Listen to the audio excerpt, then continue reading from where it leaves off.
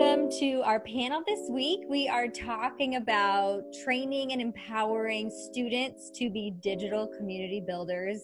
And I'm very excited to be joined by a number of colleagues across the country to share their experience in this really relevant and an exciting topic. In order to get to know them more, let us know who you are, where you build digital communities, and then despite COVID restrictions, what is a fall tradition that you will be holding up somehow and you're looking forward to? So Katie, do you mind starting? Sure.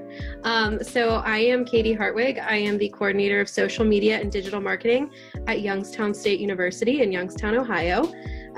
We build digital communities with our students all across social media, especially on Instagram, where we know that they are.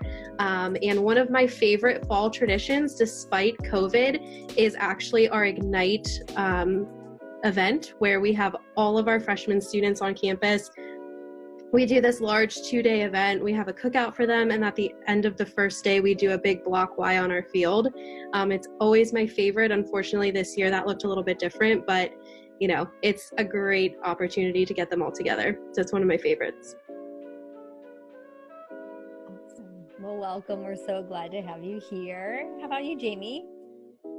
Hi, I'm Jamie Lewis. I'm a social media coordinator at the University of Georgia in Athens, Georgia.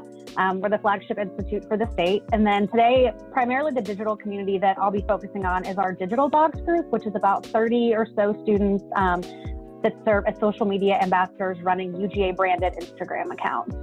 And then in terms of a favorite fall tradition, gosh, I don't know. I mean, we have a similar event to what Katie was just talking about, like a freshman welcome, where they normally would get on the field and form a big, like, our Super G logo.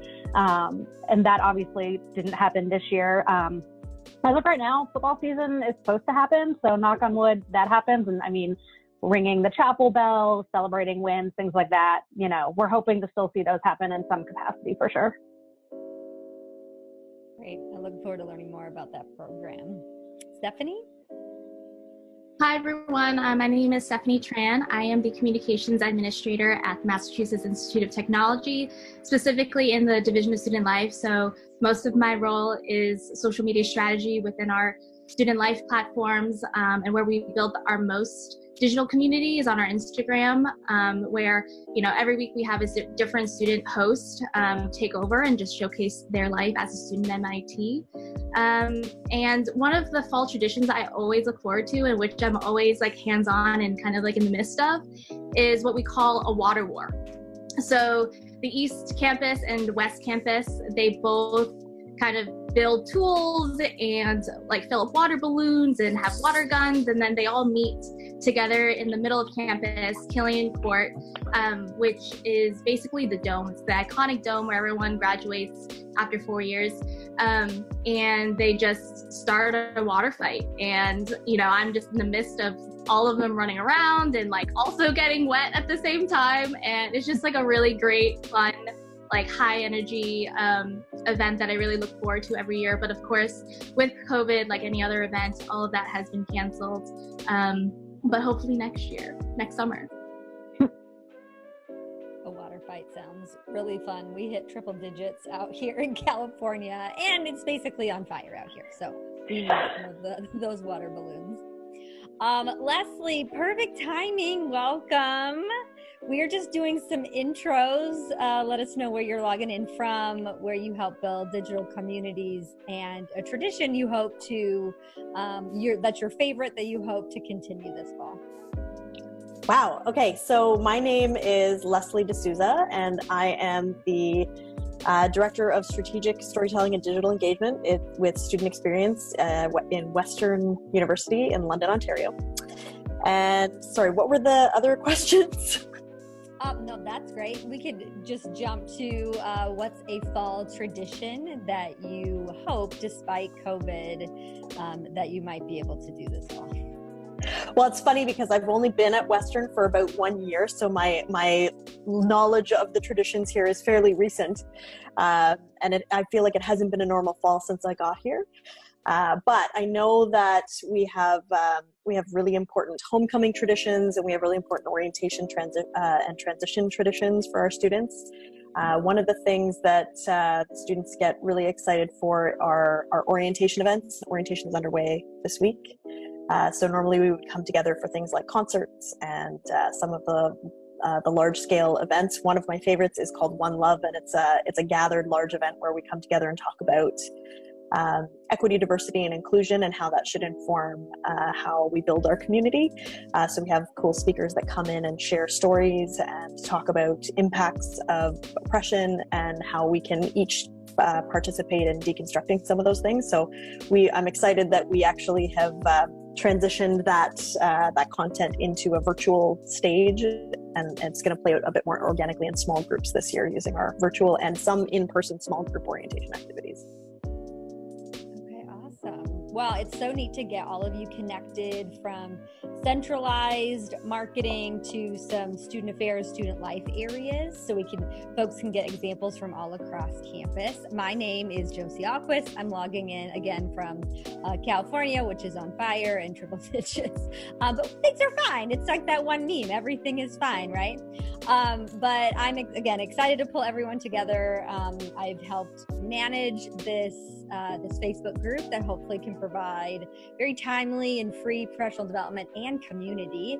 And I also got started, especially within marketing and communications, by training and empowering college students to be the face, the voice, the strategist, all the things within social, because I knew if it was just the adults behind what at the time was Facebook, it was not going to be well received, that students would immediately kind of sniff us out as potentially inauthentic. So I've been such a big fan of approaches that I'm sure all of you are doing and advancing at all of your different institutions. And so let's just dig into those. What are some of those of ways that you are integrating students intentionally in building digital communities?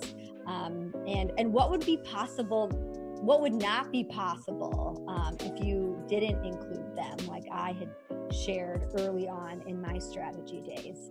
And we'll just kind of pop around. Whoever wants to jump in, or if we talk over each other, it's totally fine.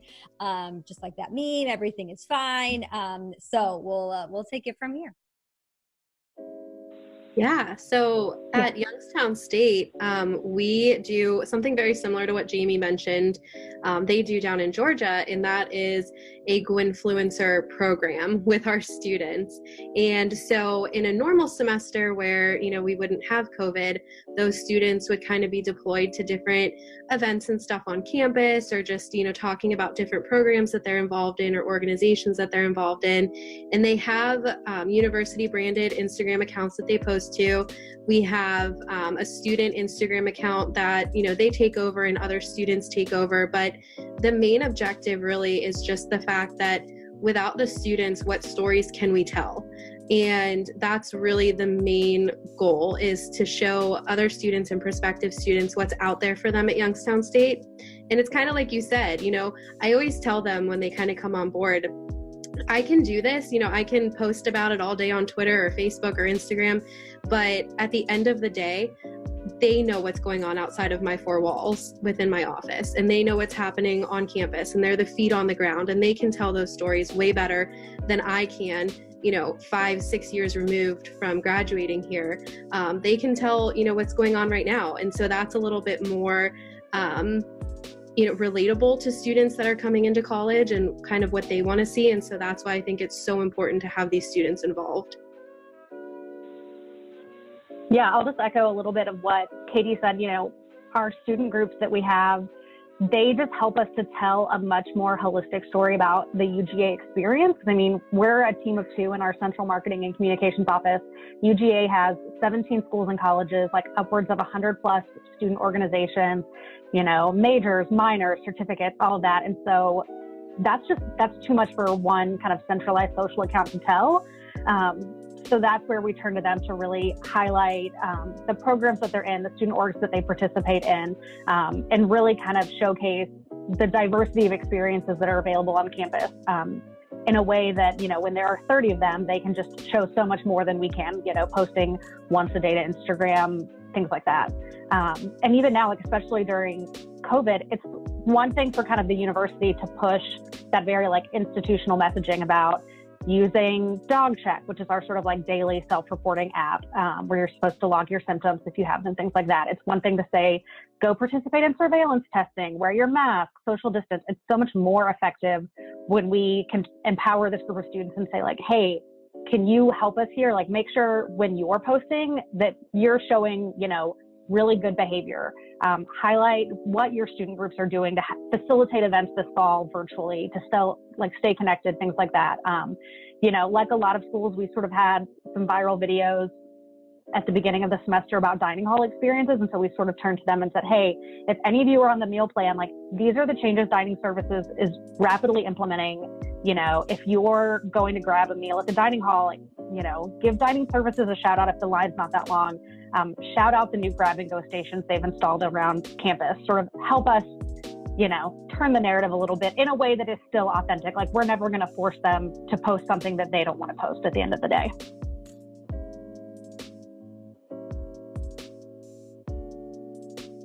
I can jump in. We engage students in some ways. I've tried to create authentic spaces, and for me, authentic spaces means giving students the freedom to share stories that are positive, but also share stories that are critical using our platform. And the context that brings to our platform is one of authenticity, that we're willing to take a critical look at ourselves and we're willing to let students have the freedom to share those critical views. There's obviously balance with brand strategy on that. And so it's a fine line that we walk sometimes. So an example of that is a really popular post that our blog did when I was working at Ryerson University. Was a student told a story about graduating from, she was a fourth year student, she was about to graduate, and she talked about the anxiety she was feeling, realizing that she'd gotten to the end of her 4-year degree and realized that she didn't actually want to work in that field. And the anxiety she felt around how she would have that conversation with her parents and whether it was a waste for her to do the degree that she did, and trying to navigate what she was going to do in the future, and now what are the choices that are before her, recognizing she's invested all of this money in this degree, and the importance of learning the lesson that she knows she doesn't want to do that now, but now what does she do?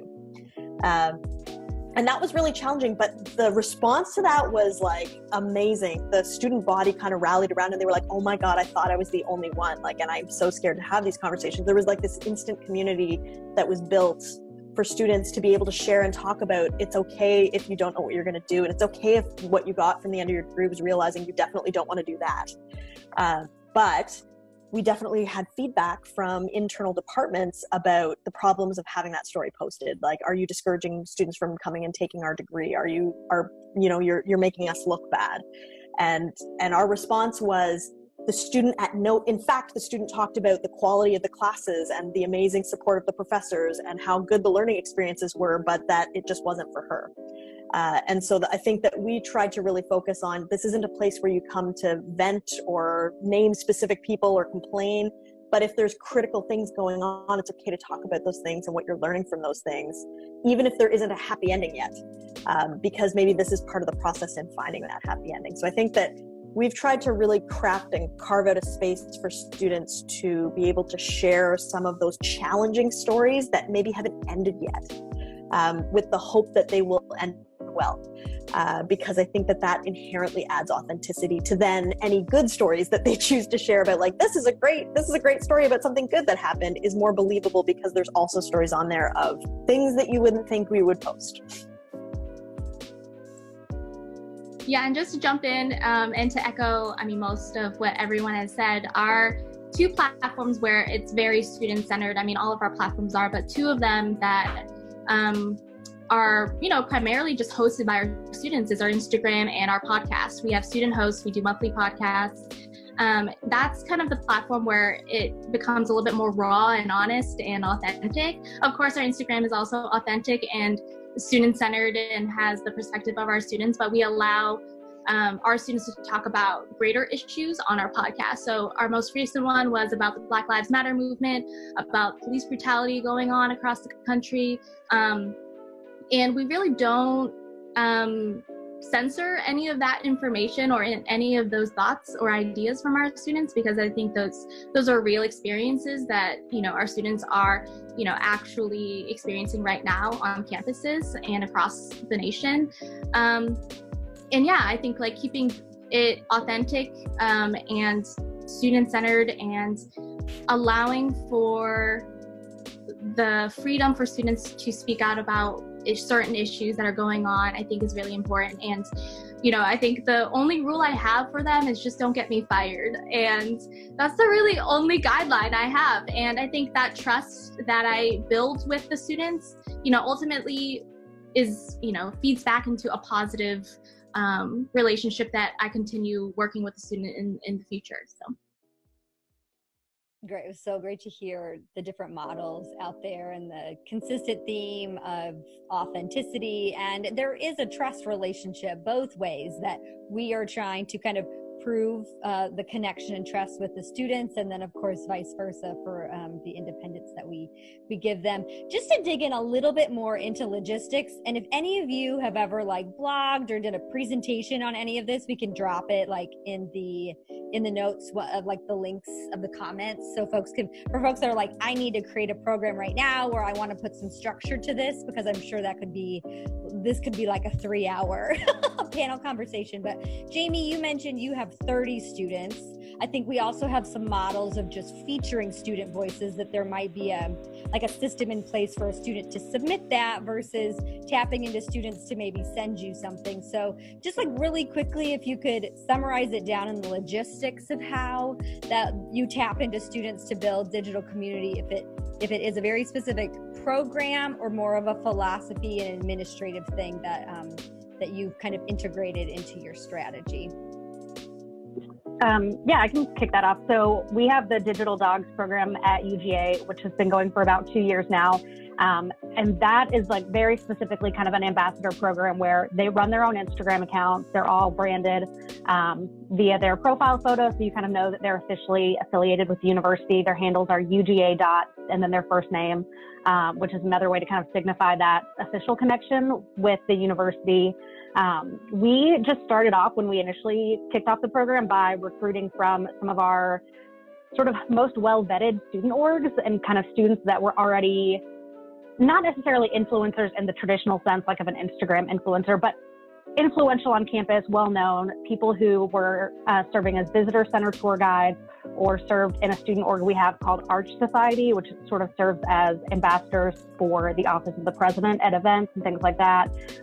We recruited some orientation leaders, so sort of influential figures on campus, but not necessarily in the larger sense of the word influencer.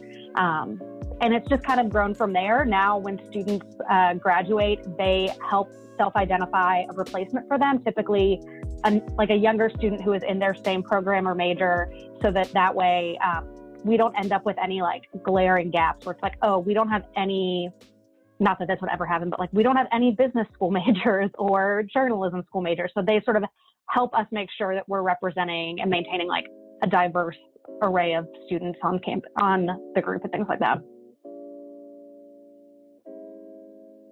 And I will say also that pulling from those vetted student orgs, a lot of times people ask us like, do you make them sign something? How do you trust them? The fact that we started by pulling from sort of our most vetted student orgs, they had done a lot of that legwork for us. Like, you don't get to be a visitor center tour guide on campus without going through a really thorough interview process.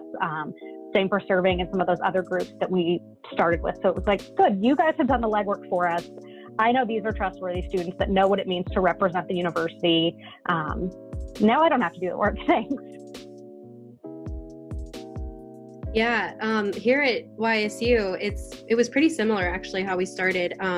We started with 10, handpicked them, like Jamie said, students across campus who are well known or, who are very involved to begin with and had a lot of experience doing this kind of stuff. So we started with 10 of them. And I did have them just kind of sign like a short agreement that just said, I'll follow the social media guidelines and also understand that I'm held to the student code of conduct as well, just to kind of cover us across, the board. But for the most part, I think, I've never had an issue with any of our ambassadors. So we went from 10, and then from 10 we went to 15, and then from 15 we went to 20. We had 9 of the 20 graduate in the spring, so that was like almost half of our ambassador program ended up graduating. But we are up to about 16 now, and it's kind of the same. When we turn over the accounts, we archive everything from the previous ambassador, and then try to match with a very similar group. So if it's a student who is like a theater major, then if we have another who's coming up who's like maybe an art major or a theater major or dance major, then we give them that account. So that way the following that's already established is one that would be interested in what they have to say about their program anyways. So that's kind of how we did it, but we do have an application process. So that's how we find our ambassadors now. And a lot of it is word of mouth too. So they get excited about it and then they reach out and want to do it, and we take them. And Katie and Jamie, for either of your programs, are these paid positions? They're not at Georgia. It's strictly just a volunteer thing. I mean, we encourage them to put it on their resume and things like that, and are more than happy to provide letters of recommendation if they ever need them. Depending on what career path they want to go in, the Instagram account can serve as a really good sort of portfolio item. If there's someone like us who wants to work in social media, and they get access to certain events sometimes, things like that. They get free swag, but it's not a paid position in terms of money. Yeah, same thing at YSU. Unfortunately, we aren't able to, monetarily compensate them, but we do give them free swag, like Jamie said. I've written letters of recommendation. I've served as references for jobs for them. And I think it's just a great opportunity for them to kind of get a behind the scenes look at what we do here at the university. And then it helps empower them as students too, which is kind of nice.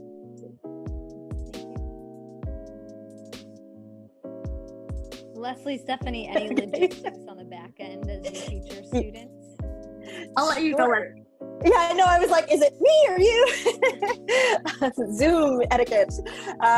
So I've started actually three different institutions. I've gone in and started 3 different programs to do digital engagement, digital community building work. And in each case, it involves starting small. So I think my advice is, if you're trying to build something, you don't have anything right now, start small. And that means start with a small number of storytellers. So you're going to hire some trusted students, whether that's between, 2 and 10, depending on what your resourcing looks like. But I would start with paid positions if you can. I found that when I was able to work within like work study programs or like hire student staff in existing program structures, that there might have been funding that existed for, that it was easier to get good traction because you had somebody who had a little bit of a higher level of accountability because of the building that needs to happen. So my advice is, if you can start with a small number of paid positions, that's a great way to get started. Otherwise, the work is a bit harder, I find. Then what we did is we usually drew from a larger pool of volunteers. So that was, I would leverage programs that existed, like peer leader programs or ambassador programs that were out there already. And then, can I have a pocket of those students who I train as content developers who can work with the paid students to help us build, a set of content. And so there's kind of like 2 tiers of involvement that you can get into in the programs that I've been part of building. And that is, like, you can be a paid student staff member who is responsible to a higher degree and receives a higher level of training and content development expertise support. Or you can be part of a pool of volunteers who are developing that skill set and are helping to develop and source stories from their networks and act as influencers, using their own personal handles and sometimes providing support on the channels that we control. And then as you grow the program, the cool thing is that those early paid positions, you can keep those on, and they can in some cases become kind of senior student managers at some point. So as you start to build relationships with students and build their capacity, you can actually create progressive leadership opportunities for those students to continue to grow by giving them students that they kind of manage and like projects that they can kind of manage as they move on. But that does require some resourcing. I would argue that the resourcing is important to being able to have the impact that you want to have. And so you have to build a case for that and tell that story appropriately to get those resources, but it's worth it. And then the other thing I'd like to do is try and build content sharing and content development into every student staff position and athlete and everything that I have access to through the division. If we work with student leaders in any capacity, how can I build in, write a blog post at the end of your experience, or like how can you share the story of what you're doing as they're going through all of those other leadership opportunities. And so, if you have an exit interview with student staff or with your student leaders, can you turn that into a blog post and we can share it? Because there are already places where students are giving us really important stories and important content, and sometimes it's just flipping the switch to change that from a conversation to, can you write like a very brief blog reflection on that, and then we'll get it posted and we'll publish you. So sometimes it's building in those things into things that exist already. And I think that it's a bit of a slow road. You have to know that you're going to build your capacity over the course of like the first, I'd say 4 years, until you get to a place where it has a life of its own and people understand what it is and students want to come and participate in it. In some cases, it becomes a recruitment tool that they come to actually be part of that digital community. And I think that the other thing I would say is that at the outset, it's also really, really important to build a close relationship with your central communications and marketing department. To set boundaries and understand the parameters and the differences between digital marketing and digital educating, digital engagement. So I would argue that in student affairs contexts, we're oftentimes educating in digital spaces, which looks different than digital marketing. And so we need to understand that difference and create space and boundaries for that difference, and in some cases codify it and write it down. Awesome. So many takeaways there. Starting small. Katie, you even mentioned your program slowly building on students. And then grabbing those stories wherever and whenever, from that blog post to Jamie, you also shared the example. You're in the dining hall already? Great. Can you post about this thing that's more troubleshooting, right? So seeing all of those different opportunities. Awesome. Stephanie? What I was saying was that our process is very informal. We don't have any formal ambassador program or student host program, etc. So our Instagram and our podcast, they're all volunteer basis, and it's just a first come, first serve kind of scenario where students just email me through the email and then request what weeks or date that they would like to host our channel. And for our student hosts, I mean, it's primarily just them hosting the podcast and then them talking about current events and things that are going on in their lives. So there's not really like a weekly changing of students on that platform. But yeah, so it's all unpaid. And I think a lot of our students kind of view our platforms as a way to gain some traction either individually on their own social platforms or to kind of share what their group or what they're passionate about, and just to elevate that even more on our channels. And then we try to collaborate with them on different feature stories that we create and then produce, and then we usually elevate it to main MIT channels. So definitely working with your colleagues from those areas and sharing content across the Institute is something that we do to help our students kind of like gain some more traction and awareness about all the wonderful and awesome things that they're doing. Thank you. I wanted to add on, in terms of compensation for the students, I forgot because it just got approved last semester after we moved online, so it hasn't really like taken effect yet. UGA requires all of our students to complete an experiential learning requirement in order to graduate. And so, that can be any number of things. It can be a research lab, it can be an internship, it can be study abroad. But we did, back in the spring, get the Digital Dogs program approved as an experiential learning program. So, our students don't have to use it as their requirement, but it's available to them provided that they, keep up the posting frequency that we ask them and attend the meetings that we have throughout the semester and things like that. Awesome. Congrats. Little resourceful wins to get some resources out there. So as we think about digital education, putting students at the forefront of some of these channels and brands, whether it's on our university or our division accounts or on their own accounts, have there been some commonalities that you have found that students in these positions may need more training on, versus some things that they actually have way more skill than one might realize? So any kind of training that you've done for these students?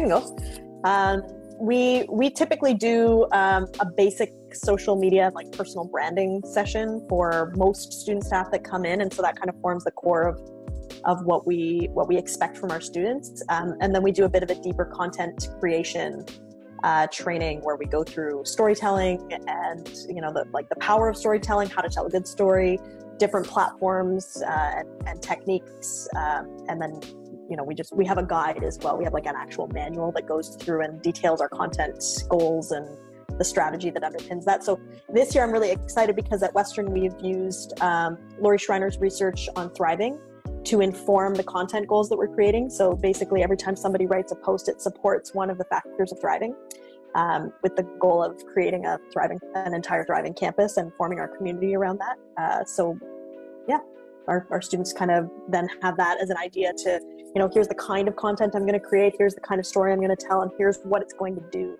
So we try to focus on what's the impact of the story that you want it to have. And that might be education, it might be celebration, it might be awareness, relationship. We have all different goals that they can support, but they all have a purpose then. Yeah, and again, I think for me to reiterate, like our program, it's so informal that we don't have any formal training for our students who want to host our Instagram or who want to be our podcast hosts. But we do have like a guideline just to have them keep in mind diversity, equity, inclusion, and have them keep in mind accessibility and captioning whenever that is possible. So whenever we work with students, I always make sure that, when you can, or if you remember, please like try to put the alt text in all your images when you post or before you post. And also if you're working with us on a video, like we're gonna caption that before we publish it, just so that it's inclusive of all abilities.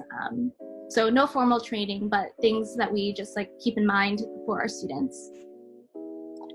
That is such a great point. I wanted to pick up on that because one of the things we haven't done yet, but I feel like everybody should do this, and we're working on it, is graphic design for equity. So training all of our students who are doing graphic design to understand how design has an impact on equity outcomes. So how are you representing in your design, and like what are the different cultural norms that are becoming embedded in your design, and how can you be conscious of those things and make sure that you're supporting equity?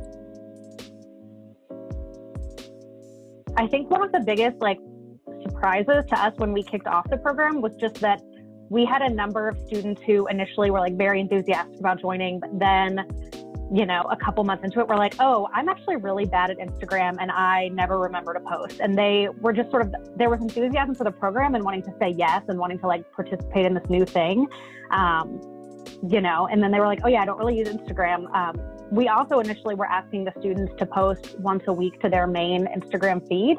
And, through feedback with them, we just sort of learned that that's just not really how, Gen Z approaches Instagram. I mean, they're on stories daily, multiple times a day, every day, but their feed, they were just like, we are not going to post to our feed once a week. That is just not a thing we will do. And even then I was like, oh, I don't even post to my Instagram feed once a week. Why would I ask them to do that? So we've shifted our focus much more towards stories and kind of pulled them to a less frigid posting frequency in terms of the actual feed. And then, a lot of times our digital dogs will also provide us content for Instagram stories, promoting events, programs, things like that on the main UGA account. And I think one thing that's been really helpful for them to learn is sort of the importance of storyboarding. So I'm like, okay, I want you to provide me all of the content, but I'm going to need really thorough, every file needs to be saved, slide 1, slide 2. And then I want you to provide me a Word doc that's here's what text you want me to add to each slide. Here's the stickers, here's the accounts to tag. So just being really thoughtful on the front end and not just oh yeah, let us just do an Instagram takeover off the cuff and talk about this event that's happening next week. It's no, provide me, a really thoughtful storyboarded, 10 slides. Yeah. And I definitely have to echo what Jamie said there, because we initially said, try to post to your feed at least once a week, let's keep it rolling.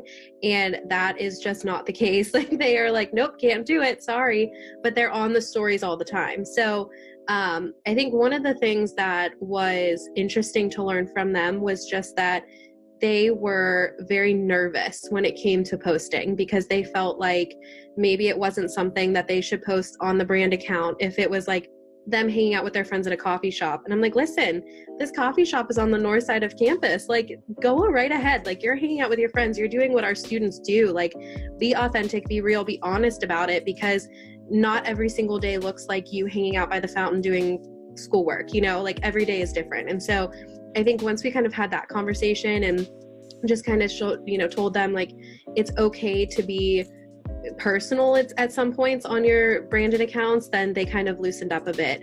One of the other things too is that we rely heavily on student employees, which I didn't mention before, but I guess I probably should, because that's super important too.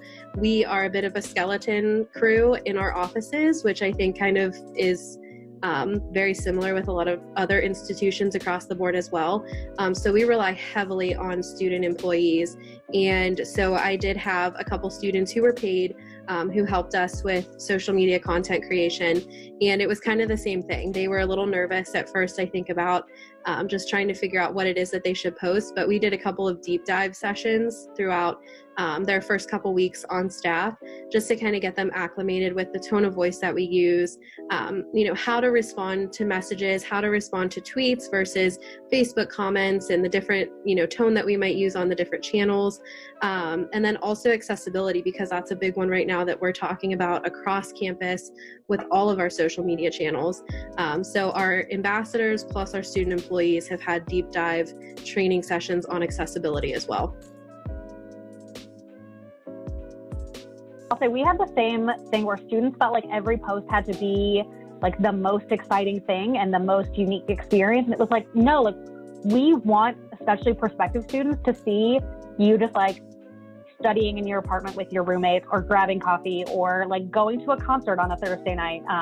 The thing we always tell them is like, don't post something you wouldn't want grandma to see, but otherwise, like we want the mundane, because that is all part of the UGA student experience. Not every day is going to be, a game day Saturday at Sanford Stadium, and that's totally okay.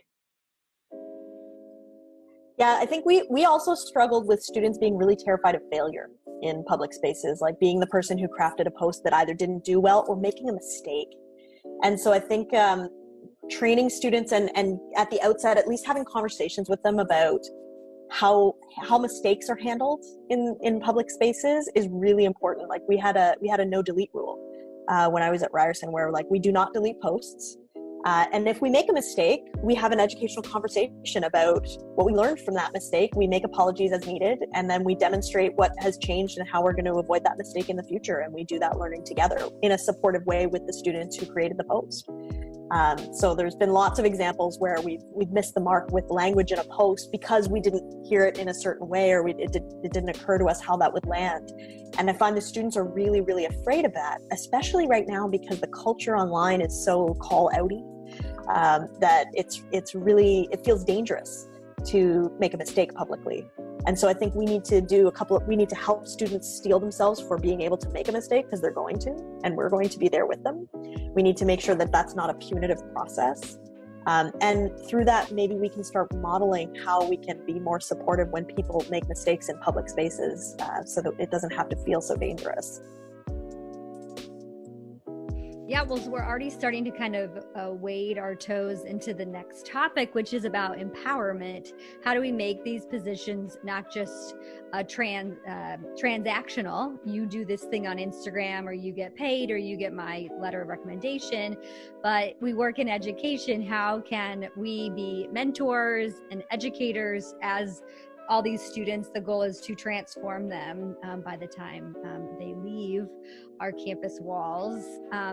So how have you positioned yourself, or what do you find students respond well to? And we've already shared a couple examples, but especially as folks are tuning in, how we can make student influencer, ambassador, marketing positions transformative for our students. I think the whole college experience as a whole can be so intimidating for students. And this is just kind of like overarching for a second, kind of away from like our roles in social media. But I actually teach a 1500 course for incoming students. And one of the biggest things is just knowing that they have somebody here who was on their side and who is here to help empower them and get them through some of these challenging times, and especially right now. One of the things that I like to do with our student employees and also our ambassadors is just send them little words of encouragement every now and then. I have all of their addresses, so I'll send them little notes when they least expect it in the mail, because they love getting snail mail. And, just kind of send them like a little letter, just hoping that their semester is going well. If they need anything, let me know. Also just messaging them in our group message and seeing how the semester is going, because our topic of conversation doesn't always have to be related to what we're doing in our Gwinfluencer program or what we're doing, here at the office. It can be about something that maybe they're struggling with day to day here on campus. And so I think that that's super important for all of us as staff at universities and colleges across the board, is being there and allowing our students to know that we're a resource here just as much as they're a resource for us to kind of help us grow these social media platforms and get our brand out there. But we're a resource for them. And, we're a person who is standing behind them and is here to support them. And that goes a long way with our students, I think. Yeah, I would say that's definitely been the case now more than ever, since the pandemic took off in March. It's just really reminding them that we're here for them and that, we're a sounding board. And if they ever just need to vent and kind of like have a private space to talk about things that are frustrating them, they can turn to us for that. And then also sort of let them know that, as a result of their position as an ambassador, they sort of have avenues available to them to vent and to share concerns that aren't available necessarily to, the average student out there. So, we had a check-in meeting with our social ambassadors in June or July, and we had, someone from the president's office just sit in on that meeting. And so I think feeling like they had that level of access to someone in the president's office that most students don't have really went a long way in kind of empowering them, feeling like they had more of a voice than, some of their peers.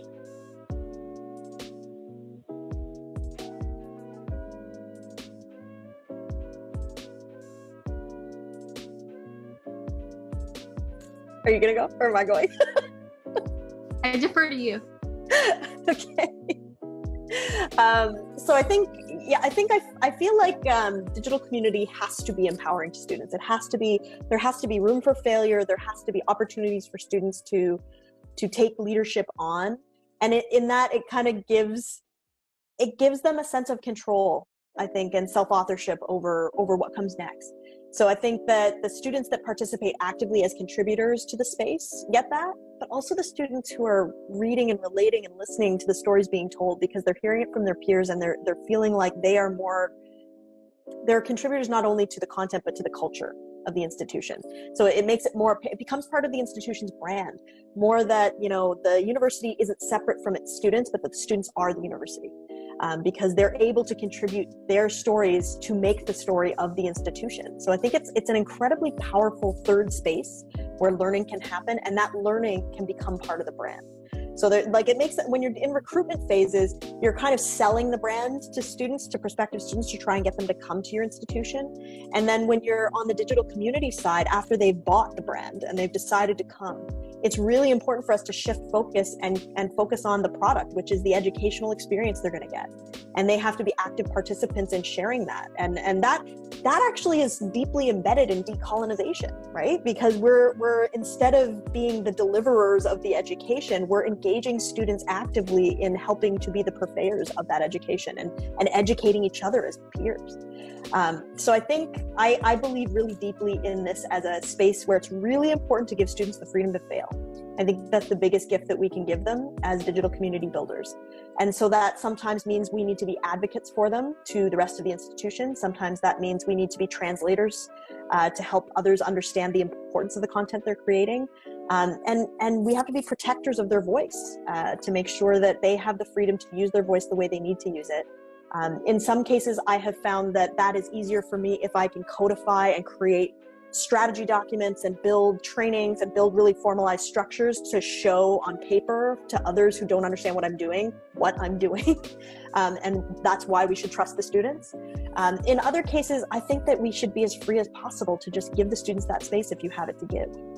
So we have to be good storytellers to the rest of the institution to help them understand why this space and this freedom is important, and helping them recognize there will be bumps in the road. There's going to be some failures, and this is how we'll deal with those things. And as long as they can see that, I find that we can pave the way for people to get there and to create that space for students. It feels activisty sometimes. No, I love everything that Lesley had said, and just to add on quickly, for me, when I connect with students, I always leave 5 to 10 minutes in the beginning just to catch up with them. How are they as humans? What's going on with classes? What are you struggling with? Before we make it anything transactional or get to business. I think that is really important to form a relationship and connect with people, especially in this digital space.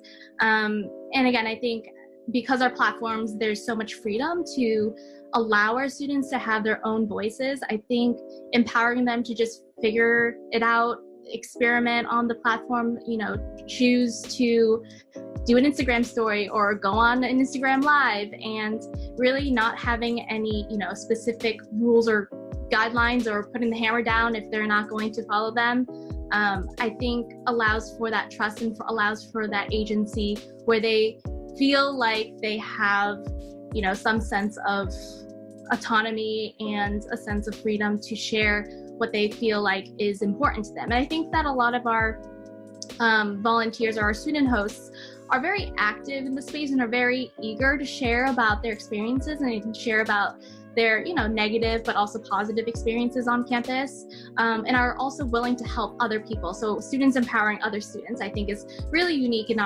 our Instagram, because a lot of our students who do take over our Instagram are upperclassmen, and they're answering a lot of questions from our prospective students about how did you get into MIT, what should I keep in mind about my SAT scores and stuff like that. But I think at the end of the day, they're not sharing what you should do, but sharing, okay, what to keep in mind and just being yourself. And because admissions counselors know in your essays or know in who you are, and your voice can really come across in a digital format. So So last question I saved for last, because a lot of times folks newer to this or tuning in might be like, just tell me what to tell my students to post. What is working?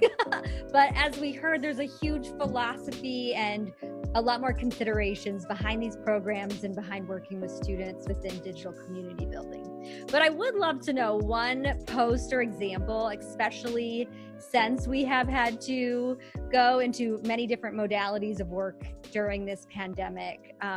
What is something that has worked really well, that has definitely been student-faced, student-run initiative or post or blog post, podcast, whatever that is?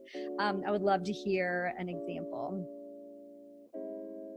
I think for us, the biggest one, since we've gone virtual, has been the Minecraft story that our students all came together and developed MIT's campus in Minecraft. It's incredible. I mean, I think that goes to show the amazing, hands-on kind of nature our students are at MIT. A slogan, or a common theme at MIT is the mind, hand, and heart.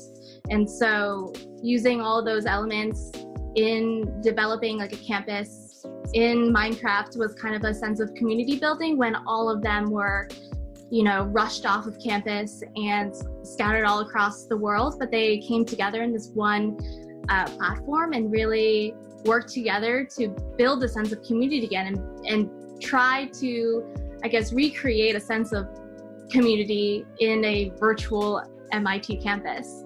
So that was one of our biggest stories that gained a lot of attention. And I think nowadays students still utilize that platform by giving tours in it, by, using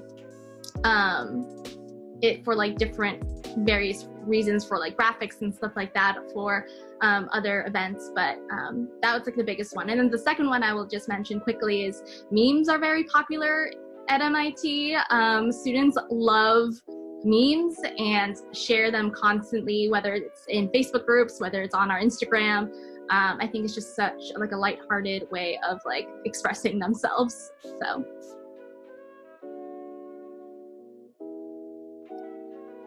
I have a blog post I can share that was posted. I'm going to share it in the chat here so you have it, Josie.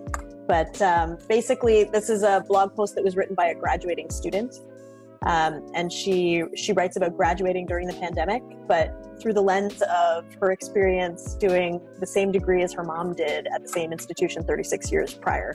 So she goes through and contrasts their experiences and like the sense of history that she had with her mom's experience and how their studying looked different, and like how, you know, she jokes about some of the different technology, and, you know, it's really interesting. And then she talks about, you know, like her mom calling and telling her that the WHO had declared a pandemic, and then like all of the classes being moved online, and like her final end of her degree taking place in an online environment. And it was just, it was a really, I think, a beautiful story about legacy and about journey, and it was emotional, and I don't know, it hit a lot of chords, and it touched our community in an important way. There were a lot of people who chose to read that one, and it got shared a lot, and it just, I don't know, it gave me a sense of hope in a way. Like when you read it, it gave our community this sense of, you know, we will still be doing things even after this year. Because I know that our students, we've been really struggling. They've been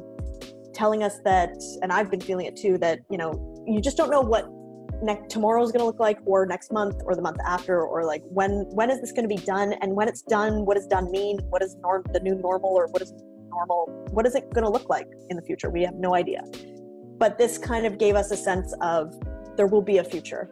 And because there's been a past, there will be a future, and we'll get there, and it'll be okay. Thank you. I think for us, the biggest kind of pieces of content that have been winners are the ones that, are just like totally student-led. We have one kind of really go-getter student ambassador who will just sort of brainstorm content a lot. And so, you know, I think it was in June or something, and I'll drop the link in the chat in a minute, but, you know, he was like, hey, I filmed an IGTV video about just kind of a day in the life of taking classes from home, how I take, you know, a break to eat healthy and go work outside and like take a walk and things like that. And so, you know, he had posted that on his account, and then we repurposed it and posted it on the main Instagram account. And so, you know, again, I think like it's a one thing for the institutional account to say, you know, it's important to take breaks during your online classes and get outside and things like that. It's so much more impactful to kind of see your peers living that day-to-day experience and like hear from them how they're making it through. So that did really well. And the same student pre-COVID and the before times, since I've been calling them, you know, he works really closely with our international students, and he did a Q&A all on his own, interviewing several international students about like what brought them to UGA, what they like, you know, about the university. Do they feel welcome? What's been interesting for them to learn, new, you know, traditions, cultures, things like that. And that was super impactful. And that just like, wasn't something necessarily that our office would have had time to go and produce. But then when we posted it, we got so much positive feedback, you know, from other international students. So they were like, I loved seeing that. So in general, the things that have been the biggest winners have been totally student-led. They just, you know, come to us with these ideas and say like, if I film this, if I create this, will you post it? And it's like, yes, 100% yes. Yeah, I agree. Our biggest winners have been student-led initiatives, obviously. When we went remote in March, you know, our student ambassadors put together like tips and tricks for studying at home and tons of videos of just, you know, how we're all in this together and we'll get through this. And I think that kind of helped a lot. And then come graduation, obviously that was something that I think a lot of institutions had, you know, we all went virtual essentially with our commencement ceremonies, and so our Gwins to Grads campaign looked a little bit different, and we actually had parents get involved with that one, and so that was a huge win for us. We ended up having to create 8 videos out of all the parent messages that we received, just, you know, wishing students well and congratulating them on finishing a remote semester in such, you know, uncertain times, and so that was really cool. But I think just in general, our content winners are always those student-led ones. Student Q&As do really, really well on the ambassador accounts. We started doing takeovers again this semester, and they have been exceptional so far. Our students are super engaged with them. And so, yeah, anything that is student-led, I think, is a winner for sure. Awesome. Well, I can't wait to get this one out there after I do a little magical editing in the background to make those two pieces play nicely together. So big themes, be authentic storytelling and trust. And one thing that we didn't get to that might be the prompt for the week then is how then with these ideas that we have, how we get those that we report to sign on for this type of strategy and philosophy. As that we know we can have the best laid plans and ideas, but sometimes we need some other types of influencers to sign on as well. So thank you so very much to each of you for your time today. I really appreciate it, and this one should be a great one in the community.